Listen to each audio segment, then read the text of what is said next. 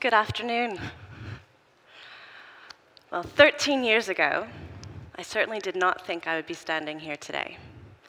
13 years ago, I arrived with a backpack on my back to a small village of 1,400 people in the mountains of rural China. At the time, I was an economic anthropologist, just contracted by the government of China and a group of US companies to study a rather large intervention program. It was audacious. I was incredibly excited to be part of it.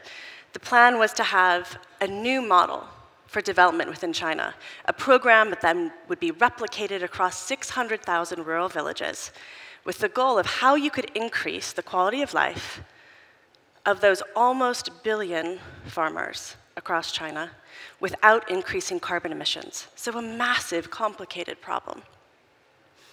So I arrived there, ready to get going on all of my work, and the governor stopped me, and he said, "You might think that you're working for the Ministry of Science and Technology, but I've found a new work unit for you, and you will be reporting there now." He walked me to the village school, and much against my will, I was required for the next year to become the village English teacher. I was rather angry, and I resented it. I had a whole program of work I was supposed to be doing, and nothing in a school seemed as audacious to me as this massive development program that was going to lay a new pathway across the country of China. Little did I know. I started teaching 3rd, 4th, 5th, and 6th grade English. What I learned in that year changed my life and has now changed thousands of others. But it's a topic that's now come up several times here today. But it was the first time I had ever seen the core of development. I went to that school every day. We had 60 children in 1st grade. We had 27 in 6th grade. How could that be? I actually looked into the population records of the village because I thought, I don't understand, was there suddenly a change in birth control or birth policy in this village? And what I eventually got into was something that now Gordon Brown has spoken about, Amel Karbul, Sir Ronnie Cohen, is that the greatest challenge of our times, in which I first saw in that one little school, is the fact that there are children in school not learning. Now, people talk about children out of school, and that's important, but what I can tell you is that the majority of children that are out of school due to reasonable economic decisions by themselves and their families. Because the opportunity cost of being in school is so high. If you go to school for 6, 8, or 9 years and still can't read, still can't pass your national exams, then for yourself and your family, there are other decisions you will make for your time. So I decided that there was something I had to do, something I could not do, which was start to look at education and what could happen, and could things be different? How could we make it so that it was worth your time as a child to be in school? And so that as a teacher, you felt empowered and prepared to be the person to guide that child on that journey of developing their potential. Unfortunately, what many of you in the room now know that I didn't when I started on this path from that one little school in China, was that this is a global problem. It's a problem across rural China, it's a problem across the majority of India, it's a problem across sub-Saharan Africa. So 10 years ago, we started Bridge. It's been a really long journey, but today we're now working with over 270,000 children across 6 countries for 3 different governments and 100,000 parents. But it took a long time to get there, and we wouldn't have done it without many of you in the room. So I wanted to take this time to speak about what I hope you will look for when you're looking at an entrepreneur that you're hoping will deliver value and great social impact, and what I hope as investors you'll consider as you make these decisions. So I have 7 rules I would like to propose that I think would help us all out a little bit. So the first is impact work has to be that thing you cannot do. When you look for an entrepreneur and for yourself, it has to be the thing that keeps them up at night, that they are personally committed to. Because if they're going to have impact socially, it will be incredibly hard to do. The systems that are in place today that ensure that children 500 million of them are in school and not learning, are strong. They will not change easily. You will have to be committed. Your entrepreneur will have to be committed. And there's similar issues, whether you're working in environmental issues or in health. Second, I'd like you to listen to the language that your organizations use and to the language that you use yourself. I want to give you an example, because I think if we listen to language, it reveals much deeper thinking.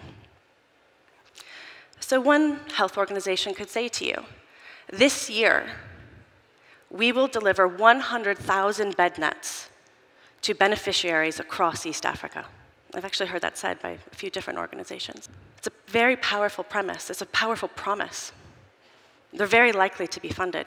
It's clear. There's a number, there's a region, there's a direct output. Another organization might say to you, we are going to work with families, live with them for the next 3 months, understand what their exposure to malarial vectors is, and then come up with an effective plan with them that will change their behavior to reduce mortality and morbidity due to malaria. A couple differences there.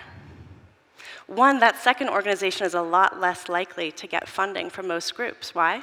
They didn't have a specific number that they were definitively going to reach this year. They didn't have a specific item that they already knew was going to be the success case.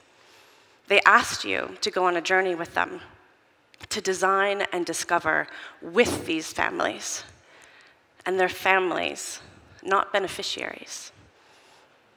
And I challenge you to hear that difference if you don't hear it already. There's a very big difference in a type of an organization that designs with the people they work with and they live with versus an organization that is thinking about sending them something.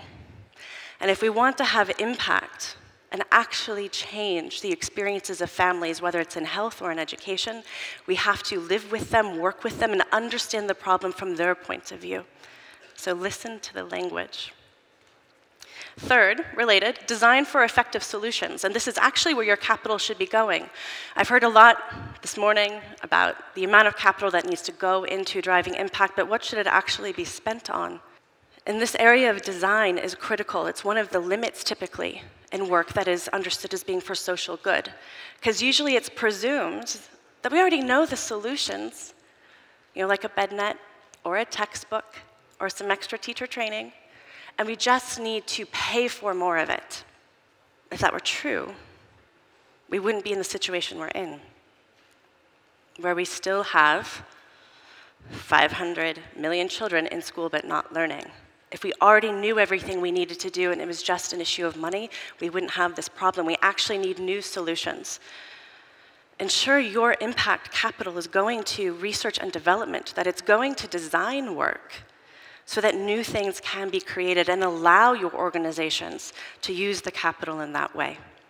It's the only way we'll find a new path and new solutions that haven't yet come to the fore. Related to allowing your impact capital to be used for design is the fourth suggestion I'd have for you today. Always start with scale. The problems are too big. No small dreams. Health clinics are audacious. Schools are audacious. They need to be, and you need your organizations to think big. A change in 5 schools changes nothing. A change in 25 schools changes nothing. It changes a few hundred children's individual lives, and that matters on a personal level.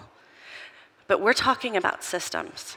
So allow your organizations, require them to design from scale from day one, to envision their program, how it would work in 1,000 clinics or 10,000 schools, and the types of technological systems and support programs and internal measurement they'll need to make that happen from day one, because even if they're successful at 30 or 50 or 100 clinics or schools, those systems are going to break when they try to reach 10,000. Invest now for the larger scale, and that's where you'll have the greatest impact. Fifth, don't use ESG or environmental and social factors as a screen. Make sure it's core to that organization's business model. Make sure that nothing can pull them away from the impact, because it's actually what they do every day. That'll also make sure they're better at scaling, because it's those hundreds of millions of families that actually need the investment in design services that will change their lives. Sixth, measure the final outcome. Not the bed net, the change in malaria exposure, the change in mortality and morbidity. Don't measure inputs of textbooks or sizes of classrooms. Measure if children are actually learning. Hold your investees to that. And last, if education isn't yet in your portfolio, you're missing the single biggest leveraged investment you can make. Whether eventually you want to work in health, if we're talking about child health, mother health, lowering fertility rates, or just economic development, the highest correlated return to economic development known today is a national increase of learning. And then you get a 5% increase in GDP. So look at education, build our countries, and find the organizations who will do that for you at scale, relentlessly, because it's something they cannot not do. Thank you.